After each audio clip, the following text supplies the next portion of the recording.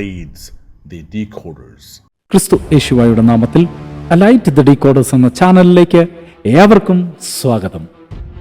ഇന്ന് നമ്മൾ ചിന്തിക്കുവാൻ പോകുന്നത്, പലപ്പോഴും നമ്മുടെ ക്രിസ്ത്യൻ ഗോളത്തിൽ പ്രാർത്ഥിക്കുന്ന പല ആളുകളും പ്രാർത്ഥിക്കുന്നത് ഞാൻ കേട്ടിട്ടുണ്ട്, ഞാൻ കാണാറുണ്ട്. എല്ലാ വാഴ്ചകളെയും എല്ലാ അധികാരങ്ങളെയും ഞാൻ ബന്ധിക്കുന്നു.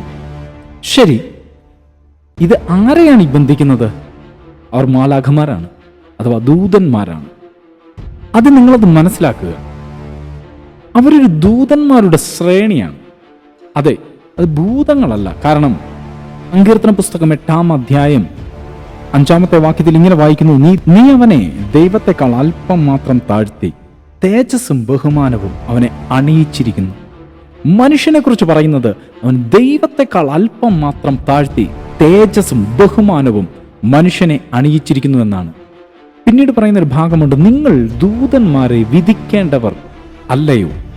അതിനർത്ഥം നമ്മൾ ദൂതന്മാരെ വിധിച്ച് അവർക്ക് ശിക്ഷ നടപ്പാക്കുമെന്നുള്ളതല്ല, മറിച്ച് ഓരോ മനുഷ്യനും, അഥവാ ദൈവം സൃഷ്ടിച്ച പൂർണ്ണനായ മനുഷ്യൻ, അവൻ്റെ താഴെയുള്ള ഈ പറയുന്ന ദൂതന്മാർ അവന് സേവകരായി നിൽക്കേണ്ടവരാണ്. അവരോട് ഒരു കാര്യം ചെയ്യുവാൻ, പറയുവാനും കൽപ്പിക്കുവാനും നിങ്ങൾക്ക് അധികാരമുണ്ട്. കാരണം ഈ ആത്മാക്കൾ വരുവാനിരിക്കുന്ന ഒരു ലോകമുണ്ടെങ്കിൽ അവർ പിശാചുക്കളല്ല. ദയവായി നിങ്ങളുടെ തലച്ചോറൊന്ന് ഉപയോഗിക്കുക, നിങ്ങളുടെ ബുദ്ധി ഒന്ന് തുറന്ന് ചിന്തിക്കുക.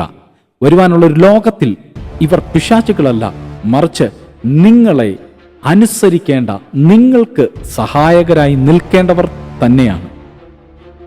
നമുക്കൊരുമിച്ച് വീരനാം ദൈവത്തെ ഉയർത്താം.